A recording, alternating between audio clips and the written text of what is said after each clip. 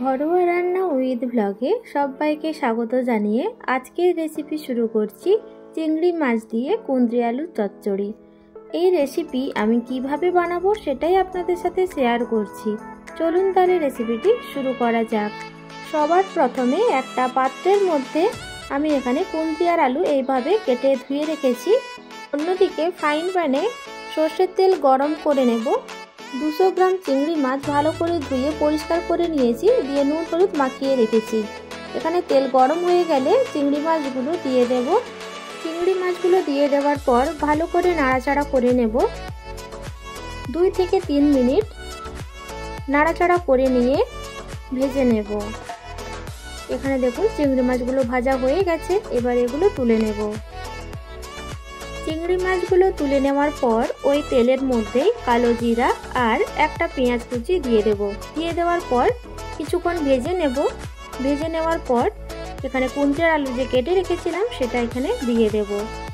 দিয়ে দেব স্বাদ মতো লবণ, দিয়ে ভালো করে নাড়াচাড়া করে নেব।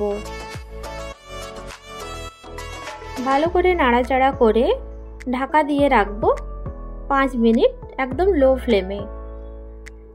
5 মিনিট পর ঢাকনা সরিয়ে নেব, দিয়ে আবারও ভালো করে নাড়াচাড়া করে নেব। ফ্লেমটা একদম লো করে এটাকে ভাজতে দেব। এটা ভাজা হতে থাক, ততক্ষণে একটা পাত্রের মধ্যে হলুদ গুঁড়ো, লঙ্কার গুঁড়ো, ধনে গুঁড়ো, কাশ্মীরি লঙ্কার গুঁড়ো, জিরে গুঁড়ো আর জল দিয়ে একটা মিশ্রণ বানিয়ে নেব। দিয়ে এই মিশ্রণ এই সবজির মধ্যে দিয়ে দেব। দিয়ে দেওয়ার পর ভালো করে নাড়াচাড়া করে নেব। কিছুক্ষণ নাড়াচাড়া করে নেওয়ার পর এর মধ্যে এখানে আগে থেকেই সর্ষে আর পোস্ত বেটে রেখেছিলাম, সেটা সবজির মধ্যে দিয়ে দেব। দিয়ে দেওয়ার পর আবারও ভালো করে মিশিয়ে নেব।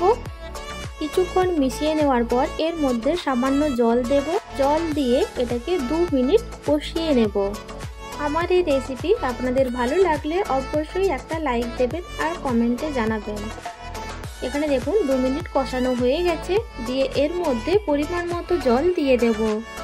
জল দিয়ে দেওয়ার পর ভালো করে নাড়াচাড়া করে নিয়ে এটাকে ঢাকা দিয়ে রাখবো 5 মিনিট মিডিয়াম টু লো ফ্লেমে। 5 মিনিট পর ঢাকনা সরিয়ে নেব, দিয়ে আবারও ভালো করে নাড়াচাড়া করে নেব। এখানে দেখুন কুঁদরি আর আলু দুটোই সেদ্ধ হয়ে গিয়েছে। দিয়ে এর মধ্যে ভেজে রাখা চিংড়ি মাছগুলো দিয়ে দেব। চিংড়ি মাছগুলো দিয়ে দেওয়ার পর আবারও ভালো করে নাড়াচাড়া করে নেব। এর মধ্যে যে জল রয়েছে তা শুকিয়ে আসা পর্যন্ত অপেক্ষা করব। ততক্ষণ পর্যন্ত এটাকে রান্না করে নেব। এখানে দেখুন জল অনেকটা শুকিয়ে এসেছে। এই পর্যায়ে গ্যাসের ফ্লেম অফ করে দেব। রেডি হয়ে গেল চিংড়ি মাছ দিয়ে কুঁদরি আলুর চচ্চড়ি।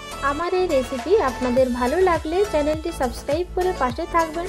আজ তাহলে এই পর্যন্ত, দেখা হবে নতুন একটা রেসিপি নিয়ে। সবাই ভালো থাকবেন, সুস্থ থাকবেন।